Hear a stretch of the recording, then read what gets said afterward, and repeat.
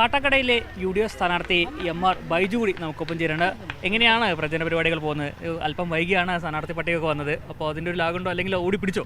നമ്മൾ ഓടി മുന്നേറുന്ന ഒരു സാഹചര്യമുണ്ട്. കാട്ടാക്കട മണ്ഡലം കഴിഞ്ഞ 10 വർഷക്കാലമായിട്ട് ഇടതുപക്ഷ ജനാധിപത്യ മുന്നണിയാണെങ്കിലും ഒരു സ്ഥാനാർത്ഥി നിർണ്ണയം, ഐക്യജനാധിപത്യ മുന്നണിയുടെ സ്ഥാനാർത്ഥി നിർണ്ണയം കഴിഞ്ഞതിന് ശേഷം നമ്മൾ വളരെ മുന്നിലെത്തുന്ന ഒരു സാഹചര്യമുണ്ട് നിലവിൽ. ജനങ്ങളുടെ എല്ലാം ഒരു പ്രതീക്ഷ ഇന്ത്യൻ നാഷണൽ കോൺഗ്രസിലും ഐക്യജനാധിപത്യ മുന്നണിയിലുമാണ്.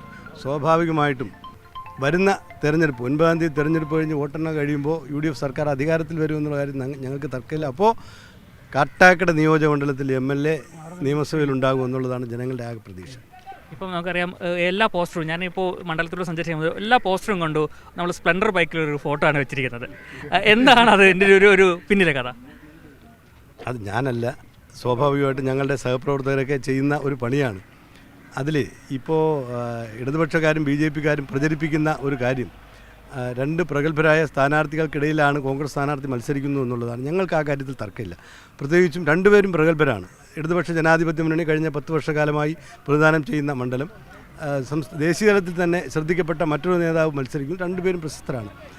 അതിനിടയിലാണ് ഞങ്ങൾ മത്സരിക്കുന്നത്. കഴിഞ്ഞ നവകേരള സദസ്സുമായിട്ട് കേരളത്തിൻ്റെ മുഖ്യമന്ത്രി നമ്മുടെ മേഖലയിലൂടെയൊക്കെ വരുമ്പോൾ അദ്ദേഹം പൗരപ്രമുഖരെ കണ്ട ഒരു സാഹചര്യം നമുക്ക് ഓർമ്മയുണ്ട്. വിരലെണ്ണാവുന്നവരെ കണ്ട് കാര്യങ്ങൾ ചർച്ച ചെയ്തു പോയി. അതേ തലത്തിലാണ് അവർ നിൽക്കുന്നത്.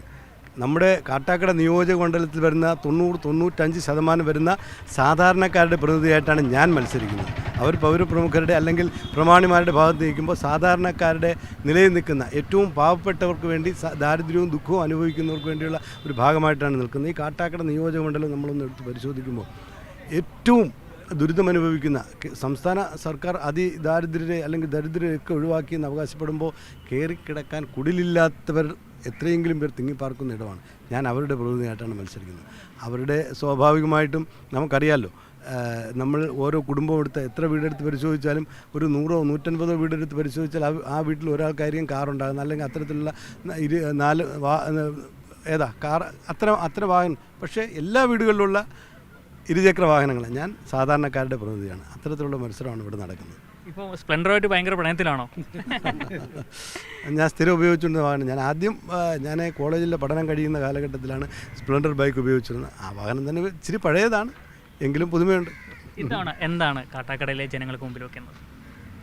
ഞാൻ നേരത്തെ പറഞ്ഞ ഒരു വിഷയമുണ്ടല്ലോ, കഴിഞ്ഞ 10 വർഷക്കാലത്തിന് മുമ്പ് ബഹുമാന്യനായ N. ശക്തൻ ഈ മണ്ഡലത്തിൽ പ്രതിനിധീകരിക്കുമ്പോൾ, കേരളത്തിൽ ഉമ്മൻചാണ്ടി കേരളത്തിലെ മുഖ്യമന്ത്രിയായിരിക്കുമ്പോൾ കാട്ടാക്കടയിൽ തുടങ്ങി വെച്ചതല്ലാതെ വികസന കാര്യത്തിൽ 1% പോലും മുന്നോട്ട് പോകാൻ സാധിച്ചിട്ടില്ല.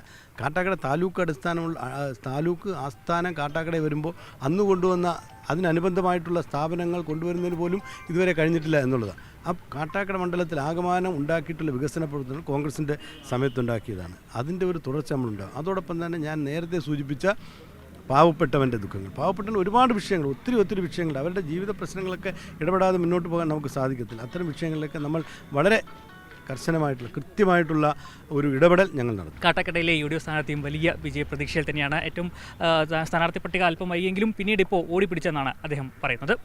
ക്യാമറമാൻ കണ്ണനൊപ്പം രജീഷ് നരിക്കുനി, മീഡിയ 1, തിരുവനന്തപുരം.